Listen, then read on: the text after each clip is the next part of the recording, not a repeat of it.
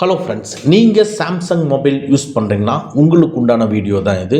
ஏன்னா சாம்சங் மொபைலில் இது வரைக்கும் யாருமே சொல்லாத, இது வரைக்கும் உங்களுக்கு தெரியாத ஒரு சூப்பர்வான ஒரு ஹிடன் ஃபீச்சரை பற்றி தான் இன்றைக்கி இந்த வீடியோவில் பார்க்க போகிறோம். அது என்னென்னா, அந்த ஃபீச்சர் கேலரியிலேருந்து வருது. இப்போது உங்கள் மொபைலில் நீங்கள் ஃபோட்டோ எடுக்கிறீங்க, இல்லை நீங்கள் ரிசீவ் பண்ணுறீங்க. அந்த ரிசீவ் பண்ணினதோ நீங்கள் எடுத்த ஃபோட்டோவோட ஒரிஜினல் குவாலிட்டி அப்படியே நீங்கள் இன்னொருத்தருக்கு சென்ட் பண்ணணும். நீங்கள் வாட்ஸ்அப்லேயோ வேறு எதுலேயோ நீங்கள் அனுப்புனீங்கன்னா ஆட்டோமேட்டிக்காக அதோட அந்த குவாலிட்டியை ரெடியூஸ் பண்ணி தான் உங்களுக்கு சென்ட் பண்ணணும். என்ன தான் நீங்கள் ஹை குவாலிட்டியில் வச்சு அனுப்பிச்சாலும் ஒரிஜினல் குவாலிட்டியில் போய் மீட் அவுட் ஆகாது. ஸோ தட் நம்மளுக்கு இது என்ன பண்ணுவோம்னா, ஒரிஜினல் குவாலிட்டி ஃபோட்டோவை ஒரிஜினலாகவே சென்ட் பண்ணுறதுக்கு அந்த இமேஜை பிடிஎஃப் ஃபைலாக கன்வெர்ட் பண்ணி சென்ட் பண்ணுவோம். பிடிஎஃப் ஃபைலாக கன்வெர்ட் பண்ணி சென்ட் பண்ணுறதுக்கு பிடிஎஃப் அப்ளிகேஷனை இன்ஸ்டால் பண்ணி அது மூலமாக நம்ம சென்ட் பண்ணுவோம். அது மட்டும் இல்லாமல் ஒரு இமேஜஸ்னால் ஓகே, இப்போ 4-5 இமேஜஸ் எல்லாம் ஒரே பிடிஎஃப்ல அனுப்பணும் அப்படின்னா நீங்கள் 4-5 இமேஜஸையும் நீங்கள் அதே பிடிஎஃப் அப்ளிகேஷனை யூஸ் பண்ணி நீங்கள் சென்ட் பண்ணுவீங்க. பட் எதுவுமே தேவையில்லை. ஏன்னா நம்மளுடைய சாம்சங் மொபைலில் பிடிஎஃபாக கன்வெர்ட் பண்ணக்கூடிய ஃபீச்சர்ஸ் ஆல்ரெடி இருக்குது. இது எல்லாமே மறைமுகமாக இருக்குது. ஸோ இன்றைக்கி இந்த வீடியோவில் இந்த ஹிட்டனாக இருக்கக்கூடிய இந்த ஃபீச்சரை எப்படி நம்ம வெளியே கொண்டு வந்து நம்ம வச்சுருக்கக்கூடிய இமேஜஸை ஒரிஜினல் குவாலிட்டியோட பிடிஎஃபாக கன்வெர்ட் பண்ணி அனுப்புறது அப்படிங்கிறதான் தெளிவாக நம்ம பார்க்க போகிறோம். ரொம்ப ரொம்ப யூஸ்ஃபுல்லான ஃபீச்சர்ஸ் இது. கண்டிப்பாக இந்த வீடியோவை பார்த்ததுக்கப்புறமா நீங்களே சர்ப்ரைஸ் ஆவீங்க.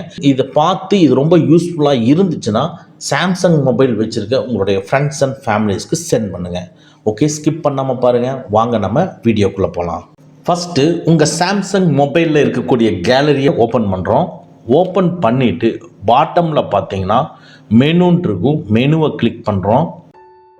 மெனுவில் செட்டிங்ஸ்ன்னு இருக்குது. அந்த செட்டிங்ஸை கிளிக் பண்ணிக்கங்க. இந்த செட்டிங்ஸ்குள்ளே அப்படியே லைட்டாக நீங்கள் ஸ்க்ரோல் பண்ணிங்கன்னா அபவுட் கேலரின்னு இருக்கும். அபவுட் கேலரியை கிளிக் பண்ணிக்கங்க. இந்த அபவுட் கேலரிக்கு மேலே உங்களுக்கு இப்போ நார்மலாக நம்ம வந்து கேலரி அப்ளிகேஷன் எல்லாம் அப்டேட் பண்ண மாட்டோம் இல்லைங்களா? ஸோ தட் இது அப்டேட் இருக்குது அப்படிங்கிறத நம்மகிட்ட சொல்லியிருக்கு. ஸோ நீங்கள் என்ன பண்ணுறீங்கன்னா, உங்களுடைய மொபைல் டேட்டாவை ஆன் பண்ணி வச்சுக்கோங்க. அப்டேட் பண்ணாமல் இருந்திருந்தீங்கன்னா அப்டேட் பண்ணும். ஸோ நான் என்னுடைய வைஃபையை ஆன் பண்ணிவிட்டு அதில் அப்டேட் நான் கொடுத்துக்கிறேன்.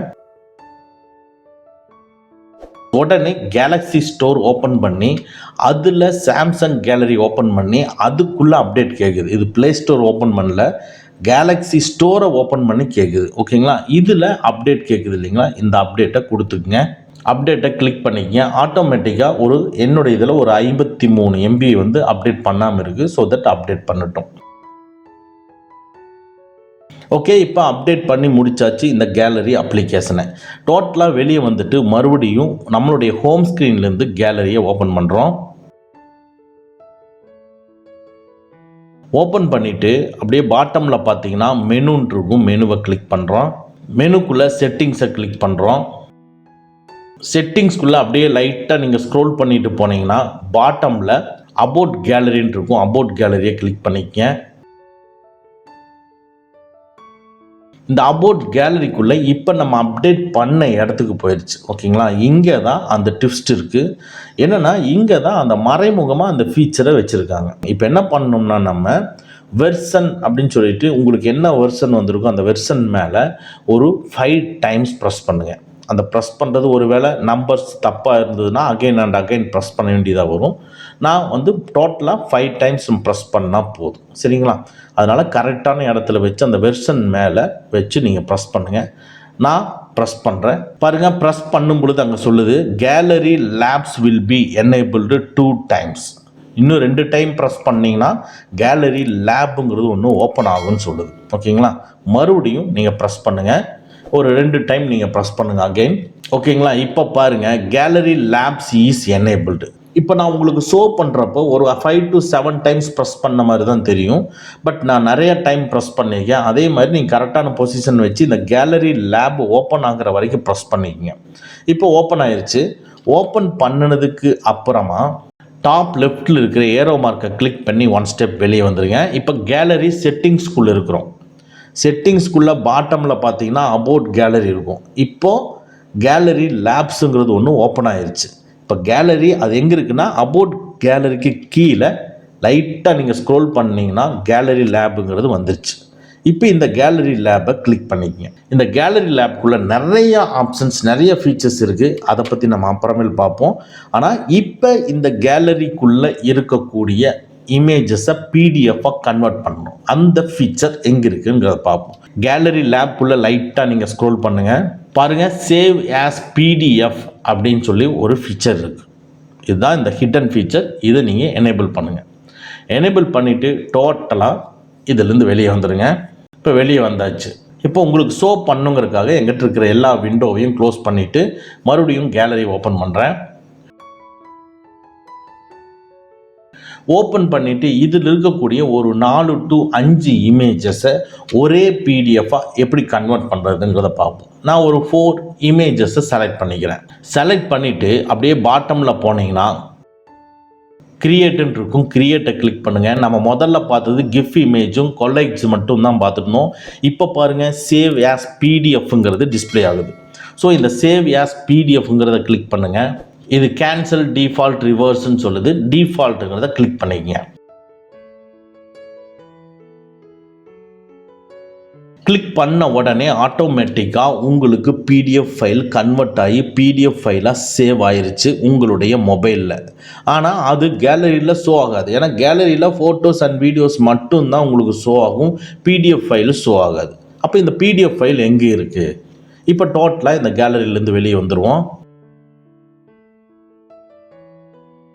வெளியே வந்துட்டு நீங்கள் லைட்டாக மூவ் பண்ணிங்கன்னா மை ஃபைல்ஸ்ன்னு இருக்கும். பாருங்கள், மை ஃபைல்ஸ் ஸ்க்ரீனில் தெரியுது பார்த்தீங்களா? அதை கிளிக் பண்ணிக்கங்க. அதை நீங்கள் ஃபஸ்ட் டைம் நீங்கள் ஓப்பன் பண்ணுறதா இருந்ததுன்னா அலோவ் பர்மிஷன் கேட்கும். அலோவ் பர்மிஷனை எனேபிள் பண்ணிக்கங்க. இல்லை நீங்கள் ஆல்ரெடி ஓப்பன் பண்ணிக்கிறீங்க மை ஃபைல்ஸ்னால் இந்த அலோவ் பர்மிஷனை கேட்காது. அலோவ் பர்மிஷனை எனேபிள் பண்ணிவிட்டு மறுபடியும் வெளியே வந்துட்டு மை ஃபைல்ஸை ஓப்பன் பண்ணுறேன். இப்போ ஓப்பன் பண்ணும் பொழுது டைரெக்டாக உள்ளே போயிடுச்சு. இப்போ நம்ம சேவ் பண்ணது எங்கே இருக்குன்னா டாக்குமெண்ட்குள்ளே இருக்குது. அதனால் டாக்குமெண்ட்ஸை நான் கிளிக் பண்ணிக்கிறேன். பாருங்கள், கேலரி அப்படின்னு சொல்லிட்டு ஒரு பிடிஎஃப் இருக்குது. இது என்ன டேட்டில் 27ஆம் தேதி பிடிஎஃப் இருக்குது. ஓகேங்களா? இதை நீங்கள் கிளிக் பண்ணி ஓப்பன் பண்ணுங்கள். ஸோ எதில் ஓப்பன் பண்ணட்டும் அப்படின்னு கேட்குது. ஆல்ரெடி பிடிஎஃப்னு சொல்லி ஒரு அப்ளிகேஷன் இருக்குது டிஃபால்ட்டாக. ஃபயர் ஃபாக்ஸ் இருக்குது. ஸோ எதில் வேணாலும் கொடுத்துக்கலாம். நீங்கள் ஃபயர் ஃபாக்ஸில் கொடுத்துக்கலாம், பிடிஎஃப்பில் டெலிட் கொடுத்துக்கலாம், ஒன் ட்ரைவில் கூட கொடுத்துக்கலாம். ஸோ தட் நான் ஆல் பிடிஎஃப் ரீடர் அப்படிங்கிறத கிளிக் பண்ணிக்கிறேன். கிளிக் பண்ணிவிட்டு பிடிஎஃபாக வியூ பண்ணணுமா அப்படிங்கிறத கேட்டு இப்போ மட்டுமா ஆல்வேஸான்னு கேட்குது. ஆல்வேஸுங்கிறத நீங்கள் கொடுத்துக்கலாம். இல்லை இப்போ மட்டும்தான் வேணும் அப்படின்னாலும் ஜஸ்ட் ஒன்ஸை கொடுத்துக்கலாம். நான் ஆல்வேஸை கொடுத்துட்டு ஜஸ்ட்டு நான் வெயிட் பண்ணுறேன். இப்போ லோட் ஆகுது. மறுபடியும் உள்ளே போகும் பொழுது ஆட்டோமேட்டிக்காக நம்ம இமேஜ் ஒரு 4 இமேஜை வச்சு நம்ம கிரியேட் பண்ண அந்த பிடிஎஃப் ஃபைலு இங்கே ஷோ ஆகுது. நம்ம செலக்ட் பண்ண எல்லா இமேஜஸும் இந்த பிடிஎஃப் கன்வெர்ட்டில் இருக்கா அப்படின்னு சொல்லி செக் பண்ணிவிட்டு இதில் மேலே பார்த்தீங்கன்னா ஷேருங்கிற பட்டன் இருக்கும். அந்த ஷேரை கிளிக் பண்ணிவிட்டு இதை நம்ம எங்கே அனுப்பணும், நம்மளுடைய ஃப்ரெண்ட்ஸுகளுக்கு அனுப்பணும்னா வாட்ஸ்அப்பை கிளிக் பண்ணி உடனே எந்த ஃப்ரெண்டுக்கு வேணுமோ அந்த ஃப்ரெண்டுக்கு நீங்கள் அனுப்பிச்சிக்கலாம். நம்மளுடைய பர்சனல் இமேஜை ஈஸியாக கன்வெர்ட் பண்ணி ஒரிஜினல் சைஸோட பிடிஎஃப் ஃபார்மெட்டை அனுப்பிச்சிக்கலாம். இந்த ஃபீச்சர் நம்மளுடைய சாம்சங் மொபைலில் இருக்குது. ஓகேங்களா? இந்த ஃபீச்சர் உங்களுக்கு இப்போ தான் தெரியும்னா கமெண்ட்டில் சொல்லுங்கள், நானும் தெரிஞ்சுக்கிறேன். இது ரொம்ப ரொம்ப யூஸ்ஃபுல்லான features. So that Samsung mobile வச்சுருக்கிற ஒவ்வொருத்தருக்கும் ஷேர் பண்ணுங்கள். கண்டிப்பாக எல்லாருக்குமே இது யூஸ்ஃபுல்லாக இருக்கும். ஓகே ஃப்ரெண்ட்ஸ், அவ்வளோதான். இந்த வீடியோ உங்களுக்கு பிடிச்சிருந்துன்னா லைக் பண்ணுங்கள், உங்கள் நண்பர்களுக்கு மறக்காமல் ஷேர் பண்ணுங்கள். இந்த மாதிரி டெக்னிக்கலான விஷயங்களை நீங்கள் தெரிஞ்சுக்கணும்னா நம்ம சேனலை மறக்காமல் சப்ஸ்கிரைப் பண்ணிக்கங்க. கூடவே இருக்கிற பெல் ஐக்கானை ப்ரெஸ் பண்ணிக்க. நம்மளுடைய அடுத்த வீடியோ உங்களுக்கு உடனுக்குடன் தெரிய வரும். Thank you friends, thank you very much. see you again next videos.